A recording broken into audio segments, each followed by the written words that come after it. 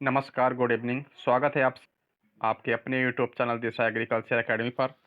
आज की वीडियो बेहद इम्पोर्टेंट है आप सभी के लिए, क्योंकि आज की वीडियो में disease of field and horticulture crops and there management का वीडियो आपके बीच में आ चुका है। इस वीडियो में हमने पिछली परीक्षाओं में जो भी क्वेश्चंस आए हैं उनको यहाँ पे समाहित किया है, और ये क्लास बिल्कुल लिखित परीक्षा पर आधारित है। बीएससी एजी फिफ्थ सेमेस्टर के लिए बेहतरीन क्लास है, तो आप सभी लोग वीडियो पूरा वॉच करना, क्योंकि जो विद्यार्थी वीडियो को छोड़ देते हैं या स्किप कर देते हैं उन विद्यार्थियों को भारी नुकसान होता है। इसलिए पूरा वीडियो मन लगा के अच्छे से वॉच करना।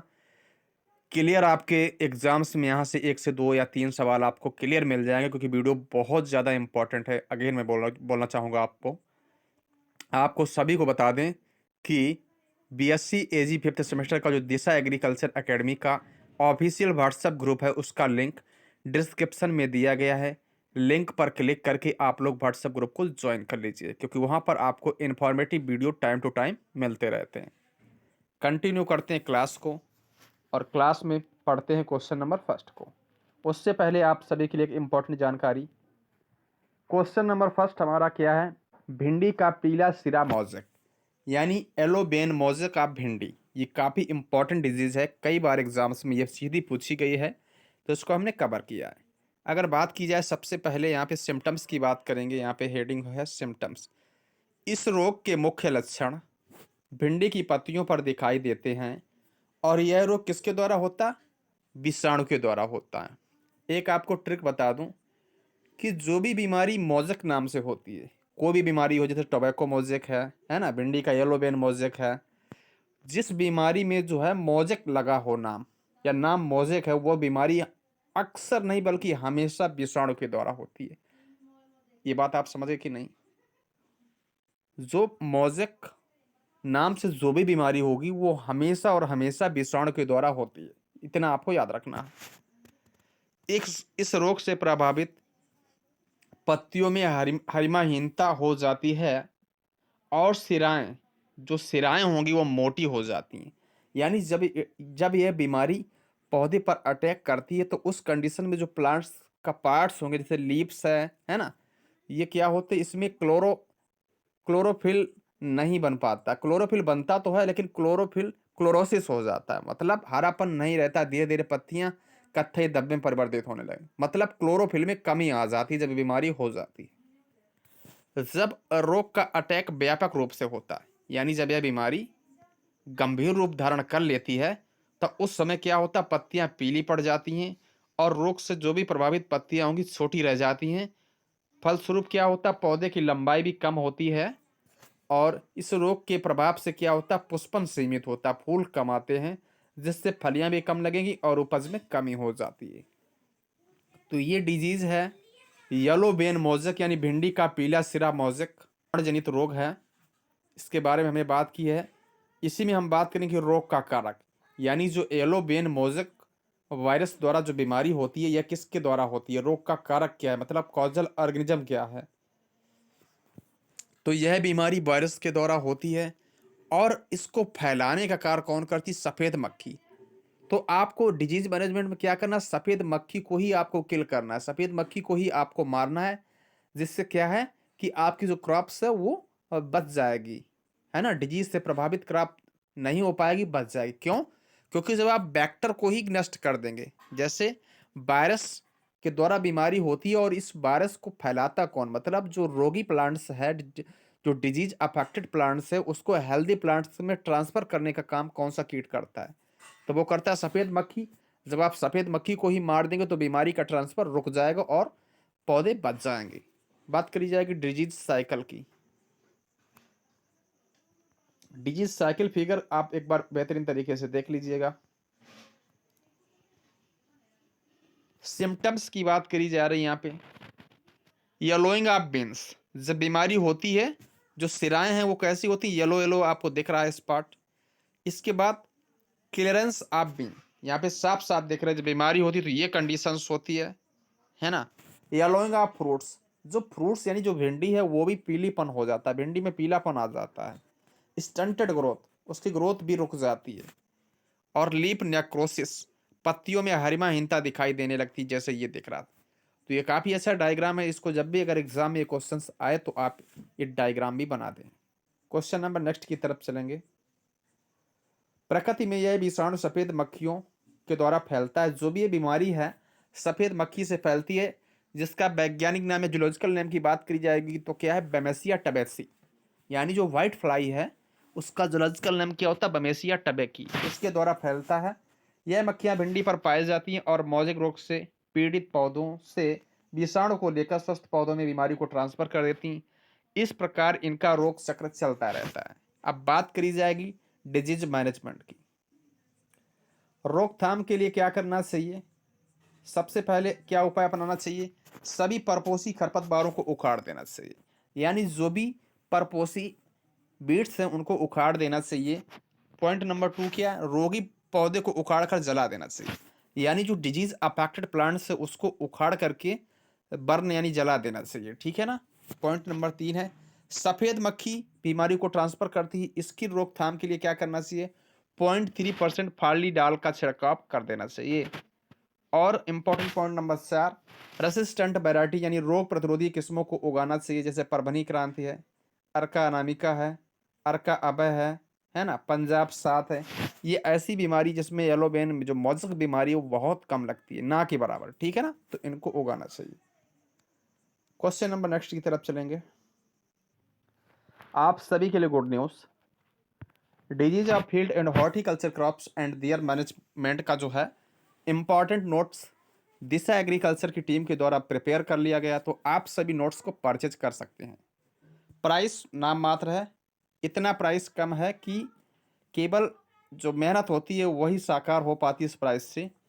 करना क्या, आपको फ़ोन पे या गूगल पे के थ्रू आप पेमेंट कर सकते हैं। 9005520042 पे आप पेमेंट, हमारा ये नंबर है, इस पर आप फ़ोन पे गूगल पे के थ्रू आप पेमेंट कर सकते हैं। और क्या है कि पेमेंट के बाद में आपको स्क्रीनशॉट 8115425521 पर सेंड करना है। इसके बाद आपको कंटेंट्स आपके व्हाट्सएप नंबर पर सेंड कर दिया जाएगा। क्वेश्चन नंबर नेक्स्ट की तरफ चलेंगे। बहुत ही ज़्यादा इंपॉर्टेंट क्वेश्चन से लेके आया हूँ। गन्ने का लाल सड़न रोग यानी red rot of sugar cane, यानी जो गन्ने की लाल सड़न बीमारी है उसके सिम्टम्स क्या होंगे? पहली हेडिंग सिम्टम्स है। इस रोग, इसको बेहतरीन तरीके से पढ़ेंगे हम लोग, ठीक ना। इस रोग के प्रथम लक्षण बरसात में दिखाई देते हैं।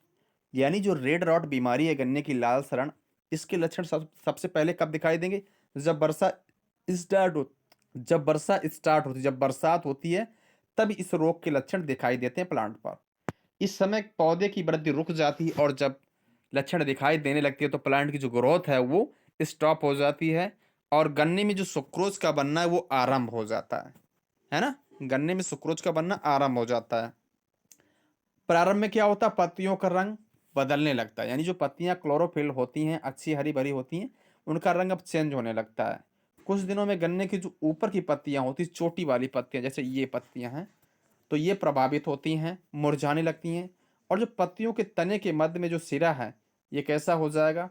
जैसे ये मान लीजिएगा, जो सिरा है ये लाल कलर का हो जाएगा, ये इस प्रकार का लाल दिखेगा, तो इसी को क्या बोलते हैं? Red rot of sugar cane. तो इस प्रकार के सिम्टम्स जो है सीन होंगे प्लांट पर। इसके बाद बात करी जाएगी कॉजल ऑर्गेनिज्म की, यानी जो गन्ने की रेड रॉट जो लाल सड़न बीमारी है, रेड रॉट बीमारी है, यह किसके द्वारा होती है? तो यह रोग कोलेक्टोट्राइकम फाल्केटम, ये कवक है, इसके द्वारा यह बीमारी होती है, ठीक है। नेक्स्ट क्वेश्चन की तरफ नहीं चलेंगे बल्कि इसी क्वेश्चन के पॉइंट नंबर नेक्स्ट को डिस्कस करेंगे इसी वीडियो पे। यह रोग कोलेक्टोट्राइकम फाल्केटम नामक फफूंद से होता है। इसके कारण जो पौधे का संवहन ऊतक यानी जो माइसीलियम है इसका विकास बंद हो जाता है और पत्तियों में बने भोजन और मृदा से पानी के साथ में जो विभिन्न खनिज को लाने का काम होता है वो बंद हो जाता है। तो ये इस प्रकार से जो है प्लांट प्रभावित होगा इस बीमारी से। सिम्टम्स को आप देख सकते हो स्क्रीन पर। अब बात करी जाएगी अगर किसी भी खेत में किसी भी फसल में, जैसे गन्ने की फसल में जब रेड रॉट बीमारी हो जाती है तो आप डिजीज मैनेजमेंट कैसे करें। कुल मिला के किसान भाई जो है जब गन्ने की लाल सड़न बीमारी के प्लांट को बचाने के लिए कौन कौन से उपाय को अपनाने, तो नंबर 1 क्या है? ऐसे खेत का चयन करना चाहिए जिसमें यह रोग पहले पैदा ना हुआ। ये काफ़ी इंपॉर्टेंट और इफेक्टिव पॉइंट है कि कुल मिला के आप उस खेत को सेलेक्ट करिए जहाँ पे आप खेती करना चाह रहे हैं गन्ने की, जहाँ पर ये बीमारी पहले कभी हुई ही ना हो। अब जिस खेत में बीमारी कभी नहीं होगी तो उम्मीद है कि वहाँ पर जब आप गन्ने की खेती करेंगे तो ये बीमारी बिल्कुल नहीं होगी। तो ये पहला उपाय बहुत ही अच्छा है। इसके बाद ऐसे इसके बाद में ऐसे खेत जहाँ पर खेती होती है वहाँ पे बीमारी अगर हो जाती है तो अगर कुछ पौधों में कम बीमारी का प्रकोप कम प्लांट पे हुआ, कम बीमारी शुरुआत हुई है, तो आपको क्या करना, उस कंडीशन में रोगी पौधे को उखाड़ करके आपको जला देना चाहिए। ठीक है ना। पॉइंट नंबर 3, चाहे बीमारी लगे या ना लगे, कहते हैं कि prevention is better than cure, यानी उपचार से बचाव बेहतर है। तो उसी कंडीशंस में आपको क्या करना चाहिए, हमेशा आपको सीड ट्रीटमेंट करना चाहिए, हमेशा बीज को उपचारित करके आपको बोना टुकड़ों को। और इसके लिए रसायन जो है एगलाल व एरिटान है, या तो आप एगलाल का यूज कर लो या फिर आप एरिटान का यूज कर लो। तो एगलाल और एरिटान मोस्ट इफेक्टिव सीड ट्रीटमेंट के लिए होते हैं, तो इनसे सीड का ट्रीटमेंट किया जा सकता है। नेक्स्ट पॉइंट, रोग से मुक्त तथा प्रमाणित बीजों को ही बोना चाहिए, है ना। ऐसे ही आपको सेट यानी टुकड़े बोने चाहिए, या ऐसे ही बीज आपको बोना चाहिए जो रोग से मुक्त हो। स्वस्थ टुकड़ों को आपकी बुआई करनी चाहिए, और डिजीज रेसिस्टेंट वैरायटी आपको उगानी चाहिए, यानी रोग रोधी किस्मों की बुवाई करनी चाहिए। क्वेश्चन नंबर नेक्स्ट की तरफ चलेंगे। ये काफ़ी इंपॉर्टेंट पॉइंट है। एक और नया क्वेश्चन जो CSIM यूनिवर्सिटी ने 2016 में पूछा था आप सभी से, पैथोजन किसको बोलोगे आप, किसको आप पैथोजन बोलोगे, यानी जो रोगजनक है, जो पैथोजन है वो आप किसको बोलोगे। रोगजनक मीन्स पैथोजन, मतलब जिसके कारण रोग उत्पन्न होता है, जिसके कारण रोग उत्पन्न होता उसको रोगजनक या पैथोजन बोला जाता है। रोगों के जन्म के कारण होते हैं उनको क्या बोलते हैं, रोगजनक। जिसके कारण कई तरह की बीमारियों का जन्म होता है, जैसे विषाणु है, जीवाणु है, कवक है, परजीवी आदि। यह किसी भी जीव, पेड़ पौधे या अन्य सूक्ष्म जीव को बीमार कर सकते हैं। मानव में जीवों के कारण होने वाले रोग को भी रोगजनक के रूप में जाना जाता है। सीधी सी बात है, कोई भी बीमारी होती है, चाहे इंसान में, चाहे प्लांट्स में, चाहे एनिमल में। कुछ बीमारियां विषाणु के द्वारा होगी। अब विषाणु क्या है, विषाणु है रोग कारक, की बीमारी किसके द्वारा हुई, विषाणु के द्वारा। अगर जीवाणु के द्वारा हुई तो क्या है, ये भी एक कारक। तो विभिन्न, जैसे विषाणु हो गया, जीवाणु, कवक, परजीवी, ये सारे ऐसे रोगजनक होते हैं जो विभिन्न प्रकार की बीमारियों को जन्म देते हैं, विभिन्न प्रकार की बीमारियों को पैदा करते हैं। ये सारे क्या होते हैं, यही होते हैं पैथोजन। एक एग्जाम्पल के थ्रू हम समझते हैं। जैसे अभी मैंने कहा था, जैसे मान लीजिए मोजक बीमारी होती है भिंडी में, मोजक बीमारी भिंडी में होती है, तो इसका रोगजनक क्या होगा, इसका रोगजनक क्या होगा, इसका पैथोजन क्या होगा, इसका पैथोजन क्या होगा, इसका पैथोजन क्या होगा। तो इसका पैथोजन क्या होता है, विषाणु। इसका पैथोजन क्या हुआ, विषाणु। तो विषाणु के द्वारा तो ये बीमारी जन्म हुई है, विषाणु के द्वारा तो ये बीमारी पैदा हुई, तो विषाणु हमारा क्या कहलाएगा, पैथोजन कहलाएगा। आई होप आपको ये बात समझ में आ गई होगी। नेक्स्ट क्वेश्चन की तरफ चलते हैं। एक और बहुत बेहतरीन क्वेश्चन आपके बीच में आ चुका है, सिस्टमिक फंजीसाइड, यानी सिस्टमिक फंजीसाइड क्या होते हैं। ये काफ़ी इंपॉर्टेंट क्वेश्चन है, इसको आप बेहतरीन तरीके से देख लीजिएगा। सर्वागी कवकनाशी मीन्स सिस्टमिक फंजीसाइड, कवकनाशी रसायन जो बीज के आंतरिक भाग में घुसकर वहां पर उपस्थित रोग के माइसीलियम को नष्ट कर देता है, क्या कहलाता है, सिस्टमिक फंजीसाइड कहलाएगा। दूसरे शब्दों में देख लीजिएगा, ऐसे रसायन बीजों को संक्रमित करके बीजावरण तथा बीज के आंतरिक ऊतकों में स्थापित हो जाते हैं। यह एक इंटरनली सीड बॉर्न डिजीज है। जैसे कुछ कुछ ऐसे होते हैं संक्रमित कि जिसके कारण बीमारी उत्पन्न होती है वो बीजों के आंतरिक ऊतक में स्थापित हो जाते हैं। बीज का जो इंटरनल पार्ट होगा वहां पर ये जो है अपने आप को ठहरा लेते हैं, स्थापित हो जाते हैं। अब जब बीज के अंदर कोई रोग का कारक उपस्थित हो जाएगा तो उसको क्या बोला जाएगा, उसको बोला जाएगा इंटरनली सीड बॉर्न डिजीज, क्योंकि उसका रोग का कारक कैसा है, वो इंटरनली, वो अंदर बैठा हुआ है। तो इसके लिए अपन को क्या करना चाहिए, इसके लिए हमें बीज उपचारित करना चाहिए ताकि बीमारी से बचाव हो। इसके लिए प्लांट वैक्स और वीटा वैक्स का हम यूज कर सकते हैं। कुल मिला के सीधे शब्दों में आप ये समझिए, जो सिस्टमिक फंजीसाइड क्या होते हैं, जो भी रोग का कारक जहाँ पर उपस्थित है, बीज के अंदर भाग में है, चाहे माइसीलियम को है, जो भी भाग इफेक्टिव है, जो भी रोग से ग्रसित है, उसको ये सिस्टमिक फंजीसाइड क्या उसे नष्ट कर देते हैं। Question number next, question number next, ये भी काफ़ी इंपॉर्टेंट डिजीज है प्लांट पैथोलॉजी की, और कई बार एग्जाम्स में सीधे ये पूछी गई है। नींबू का खर्रा रोग या फिर सिट्रस कैंकर। कॉजल ऑर्गेनिज्म की बात की जाएगी, रोग कारक, बीमारी का नाम है नींबू का खर्रा रोग मीन्स सिट्रस कैंकर, और इसका जो रोग का कारक है मीन्स जो कॉजल ऑर्गेनिज्म है वो क्या है, जैंथोमोनास कैम्पेस्ट्रिस। वैरायटी क्या है, सिट्राई, क्योंकि सिट्रस में लग रही है, वैरायटी क्या हो जाएगी, सिट्राई हो जाएगी। ठीक है ना। तो जैंथोमोनास कैम्पेस्ट्रिस वैरायटी सिट्राई, और जिस भी शब्द के पीछे मोनास लगा होता है वो क्या होता है, वो होता है जीवाणु।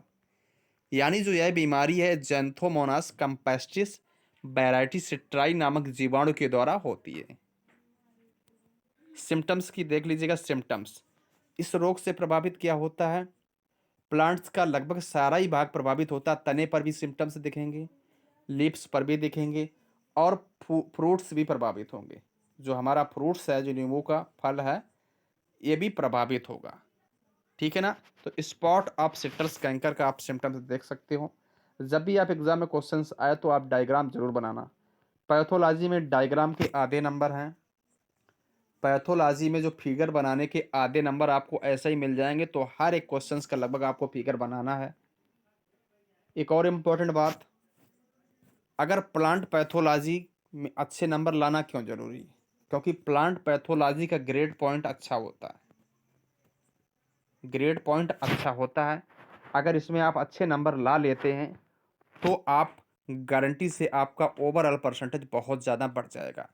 जैसे हम समझते हैं, जैसे प्लांट पैथोलॉजी में आप नंबर लेके आए 35, अदर विषय में जैसे मान लीजिएगा, अदर कोई विषय हुआ, जैसे मान लीजिएगा थोड़ी देर के लिए हॉर्टिकल्चर हो गया, ठीक है ना, इसमें नंबर लेके आया 40, नंबर तो किसमें ज़्यादा है, इसमें आए, लेकिन ग्रेड पॉइंट किसका ज़्यादा बढ़ेगा, 35 का बढ़ेगा। इसलिए पैथोलॉजी में नंबर लाना बहुत ज़्यादा इंपॉर्टेंट है।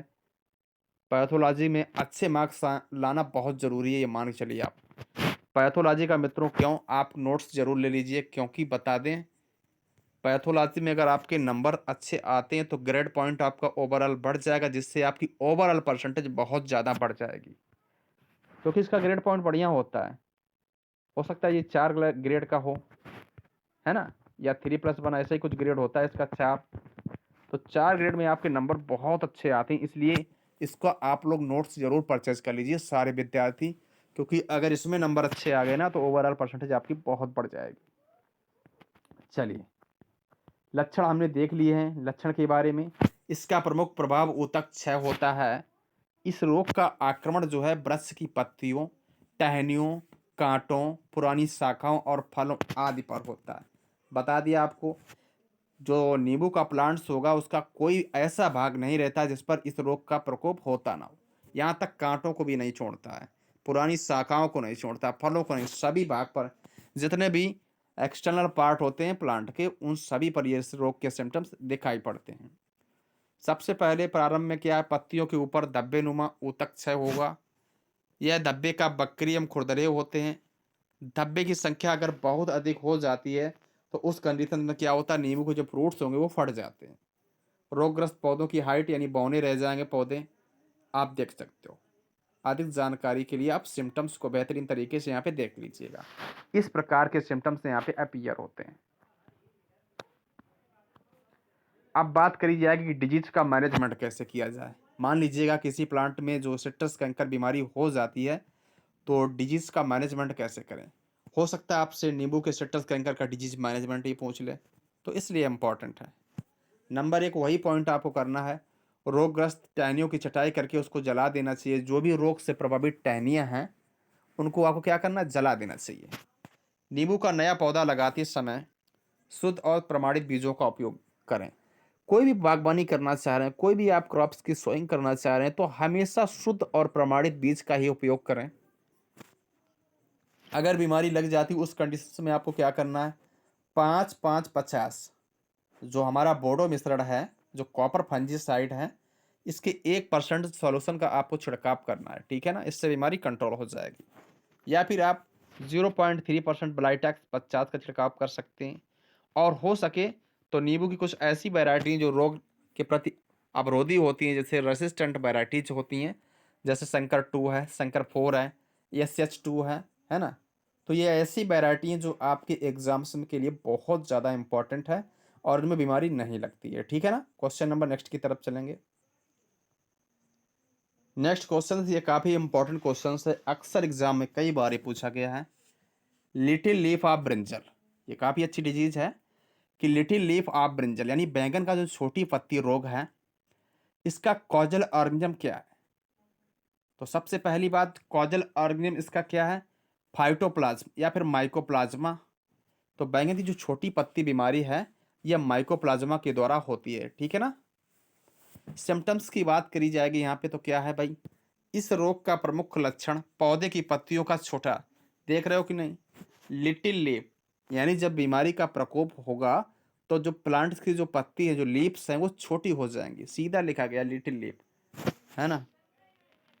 तथा इनके पर्णवृंत जो होते हैं छोटे रह जाते हैं। पत्ती तने से चिपकी हुई दिखाई देती है। छोटी छोटी पत्तियां संकीर्ण, चिकनी, नर्म एवं पीले रंग की हो जाती हैं तथा नई निकलने वाली पत्तियों का आकार और भी छोटा रह जाता है। जो भी नई पत्तियां निकलती हैं उनका आकार भी छोटा रह जाता है। मान लीजिए बीमारी लग गई, जिस पत्ती में बीमारी लगी वो पत्ती तो छोटी हो ही जाएगी, साथ साथ में जो नई पत्तियां निकलती हैं उनका आकार भी छोटा हो जाता है। तने की पर्व या पोरियां छोटी रह जाती हैं।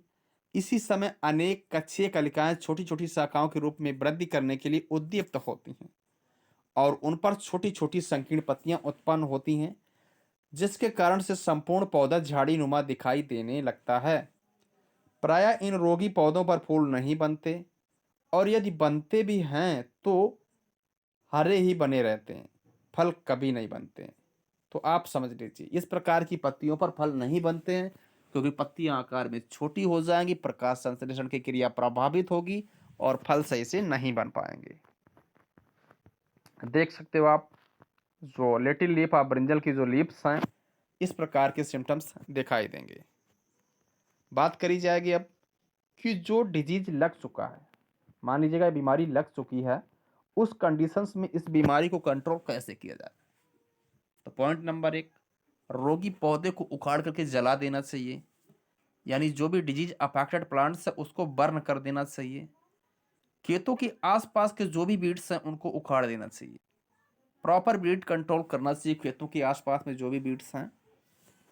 इसके बाद पॉइंट नंबर 3, जो रोग वाहक कीट हैं, रोग को फैलाने, जो डिजीज को फैलाने का कार्य करते हैं, मीन्स जो बैक्टर हैं, जो भी बैक्टर कीट हैं उनको मारने के लिए 0.16% मेलाथियान या फिर मेटासिस्टाक्स का छिड़काव करें और आप हमेशा रेसिस्टेंट वैरायटी को ही आप बुवाई करें।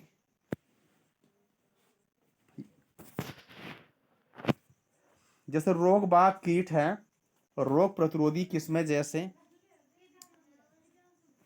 BB7, BWR12, पंत ऋतुराज और H8, ये कुछ ऐसी वैरायटी इनको ग्रो करना चाहिए। ठीक है ना।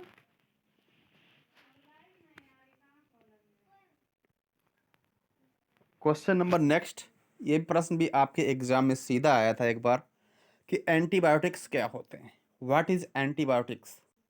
A chemical produced by one microorganism that is able to kill or inhibit the growth of other organism is known as antibiotics। यानी एंटीबायोटिक्स क्या होते हैं? एंटीबायोटिक्स एक प्रकार के क्या होते हैं, केमिकल्स होते हैं जो कि एक जीव से प्राप्त किए जाएंगे और अगर उनका प्रयोग दूसरे जीव पर कर दिया जाए तो या तो उस जिसके कारण बीमारी हो रही है या तो उस बीमारी को रोक देंगे या फिर पूर्णतया उसको किल कर देंगे, तो उसको क्या बोलते हैं, एंटीबायोटिक्स। बात समझे आए कि नहीं? कहने का मतलब ये है, एंटीबायोटिक्स जो होते हैं वो क्या होते हैं, एक सूक्ष्म जीव से ये रसायन प्राप्त किए जाएंगे, जो कि अगर इनका उपयोग किया जाए, जो प्राप्त किए गए रसायन अगर इनका उपयोग दूसरे सूक्ष्म जीव पर किया जाए तो या तो ये उनकी क्रियाशीलता को रोक देंगे या फिर बिल्कुल मार देंगे। जैसे मनुष्य में बीमारी होती, फीवर आता है बैक्टीरिया के द्वारा, तो एंटीबायोटिक से यूज किया जाता है, वो इसीलिए। समझ गए कि नहीं? तो एंटीबायोटिक्स ये काफी इंपॉर्टेंट टर्म है, इसे आप याद कर लेना। बात करी जाए कि एंटीबायोटिक्स, पहला एंटीबायोटिक कौन सा था? तो पेनिसिलिन था, जिसकी खोज किसने की थी? अलेक्जेंडर फ्लेमिंग ने की थी। कब की थी? 1929 में। पेनिसिलियम नाटेटम नामक कवक से प्राप्त हुआ था। एक और बहुत ही ज़्यादा इम्पोर्टेंट डिजीज जो एग्ज़ाम में कई बार आया है ये प्रश्न, और उम्मीद जताई जा रही है कि कल एग्ज़ाम जब आपका होगा 27 को, तब भी ये क्वेश्चन छपा मिलेगा गारंटी के साथ में। मोस्ट इम्पॉर्टेंट क्वेश्चन है एग्ज़ाम के पॉइंट ऑफ व्यू से, इसको आप इग्नोर मत करना, अच्छे से इसे पढ़ लीजिए। और आप सभी से अगेन रिक्वेस्ट करना चाहूँगा कि आप सभी के लिए इतनी मेहनत पड़ती है क्लास को बनाने में और क्लास को लेने में। एकमात्र चैनल देसा एग्रीकल्चर एकेडमी सेमेस्टर एग्ज़ाम का सबसे बेहतरीन चैनल, आपके सार्थक प्रयास को और सार्थक बनाने के लिए लगातार प्रयास करता है और मेहनत करता है, आप भी देख रहे हो। तो इसलिए आप सभी से रिक्वेस्ट चाहूँगा, वीडियो को जितना हो सके दोस्तों में शेयर करिए। साथ ही साथ एक नहीं सारे विद्यार्थी क्लास को लाइक कर दिया करो, नए फिर चैनल को सब्सक्राइब जरूर कर लें। बात करी जाएगी टिक्का डिजीज ऑफ ग्राउंडनट, यानी टिक्का बीमारी जो ग्राउंडनट में लगती है, उसके सिम्टम्स क्या होंगे? रोग के लक्षण पौधे के सभी बाह्य भागों पर पाए जाते हैं। जिस प्रकार सिट्रस कैंकर के लक्षण सभी पौधे के सभी बाह्य भाग पर पाए जाते थे, ठीक वैसे यहाँ पे जो टिक्का बीमारी होती है, इसके भी लक्षण जितने बाहरी भाग होते हैं, बाह्य भाग, उन सभी पर दिखाई देते हैं। प्रारंभ में रोग के जो लक्षण हैं, पौधे की पत्तियों की ऊपरी सतह पर हल्के पीले धब्बे के रूप में दिखाई देंगे। यानी प्रारंभ में जब बीमारी लगती है तो पत्तियां हल्की पीली पड़ती हैं, जो धीरे धीरे क्या होती है, गहरे रंग में हो जाती हैं। धब्बे केवल पत्तियों पर बनते हैं, जो बाद में पर्णवृंत तनों पर फैलकर लेसन्स के रूप में दिखाई देते हैं। मान लीजिए जो स्पॉट हैं टिक्का के, वो सबसे पहले लेप्स यानी पत्ती पर पड़ेंगे, उसके बाद जैसे ही बीमारी बढ़ती रहेगी तो फिर इसके लक्षण जो हैं तने और पर्णवृंत इन सभी पर दिखाई देने लगेंगे। सर्कोस्पोरा एरेचिडिकोला द्वारा बने धब्बा रूपरेखा में अनियमित वृत्ताकार फैले किनारे वाले, अपेक्षाकृत बड़े और 1 से 10 मिलीमीटर व्यास के होते हैं। यानी जो टिक्का बीमारी है बेसिकली दो प्रकार से होती है। जो रोग का कारक इसके दो होते हैं, एक अगेती जो बीमारी फैलाते हैं अगेती टिक्का, वो सर्कोस्पोरा एरेचिडिकोला होते हैं। अगेती जो टिक्का लगता है अगेती बीमारी लगती है। और पछेती, पछेती सर्कोस्पोरा परसोनेटा, पछेती में पा है, यहाँ भी पा है। मतलब जो पछेती है सर्कोस्पोरा परसोनेटा और अगेती टिक्का सर्कोस्पोरा एरेचिडिकोला। ये वीडियो बहुत ज़्यादा इंपॉर्टेंट है, पूरा बात करना आप लोग। इसके बाद बात बता दें आप सभी को, प्रारंभ में धब्बे एक चमकीले वृत्ताकार संकीर्ण प्रभाव मंडल द्वारा घिरे रहते हैं और उनका मध्य भाग गहरा भूरा हो जाता है। पत्तियों की ऊपरी सतह पर धब्बे वाले ऊतक क्षेत्र लाल भूरे से काले होते हैं, जबकि निचली सतह के क्षेत्र हल्के भूरे रंग के होते हैं। पीले प्रभाव मंडल पत्तियों की निचली सतह पर अस्पष्ट अनुपस्थित होते हैं। डायग्राम आपको एग्जाम में जरूर बनाना है, क्योंकि डायग्राम के नंबर बहुत ज़्यादा होते हैं। Diagram showing tikka disease of groundnut.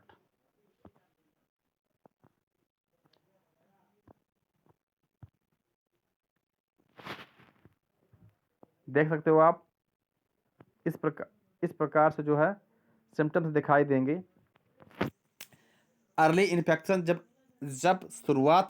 प्रारंभ में रोग लगेगा प्लांट पत्तियों पर, तब क्या होगा, ब्राउन स्पॉट होंगे with yellow hello appears on the lip.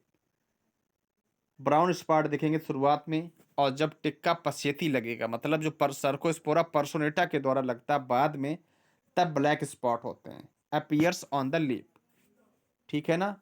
इसके बाद में जब late leaf spot infection in stem, और धीरे धीरे जब फिर इन्फेक्शन किस में हो जाता है, स्टेम तना भी प्रभावित होने लगता है। इसके बाद late leaf spot infection in seed any cells of groundnuts. फिर धीरे धीरे जो पैक्स होती हैं, मूंगफली की जो फलियां होती हैं, उन पर भी प्रभाव दिखाई देने लगता है। इमेज के माध्यम से आप देख सकते हो इस प्रकार से टिक्का बीमारी क्रॉप्स को हानि पहुंचाती है।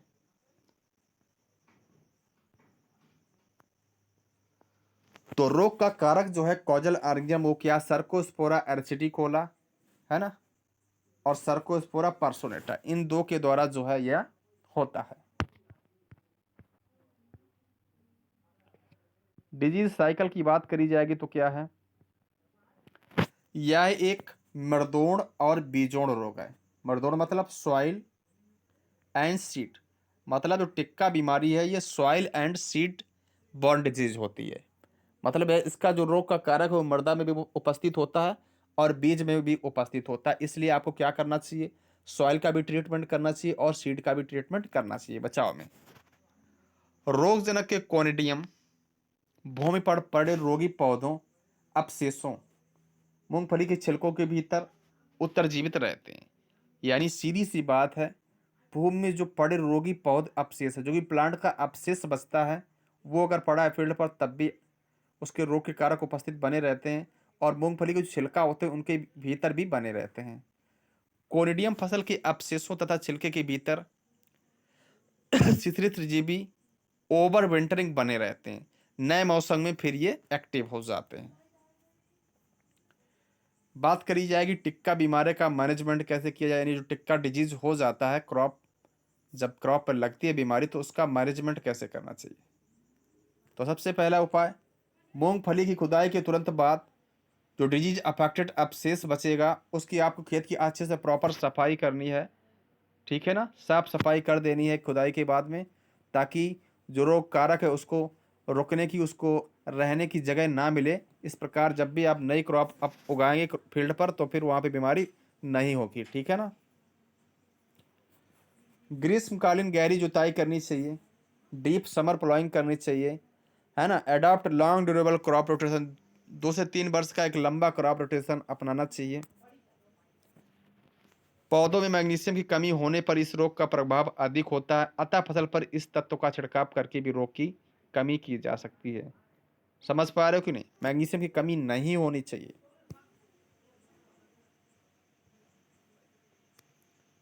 बीज को बोने से पहले एमिशन अथवा थायराम से आपको उपचारित करना है।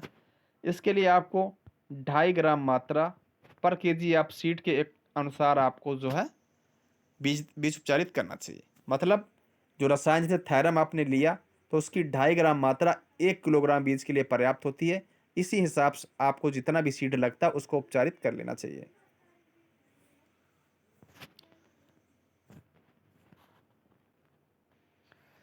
अगेन आप सभी को बताना चाहेंगे disease of field and horticulture crops and their management का जो कंप्लीट सोल्यूशन वाला नोट्स आपके बीच में अवेलेबल है। जल्दी से अभी आप इसे परचेज कर लीजिए और अच्छे से अपनी तैयारी करिए, क्योंकि यह इसका ग्रेड पॉइंट बहुत ज़्यादा होता है प्लांट पैथोलॉजी का। अगर इस विषय में आपके नंबर आ गए अच्छे तो आपकी ओवरऑल परसेंटेज बहुत ज़्यादा बढ़ जाएगी, जो आपने सोचा नहीं होगा। चलिए फिर मिलते हैं नेक्स्ट वीडियो में नई जानकारी के साथ में। वीडियो पसंद है तो हर एक विद्यार्थी वीडियो को लाइक करेगा। Thank you.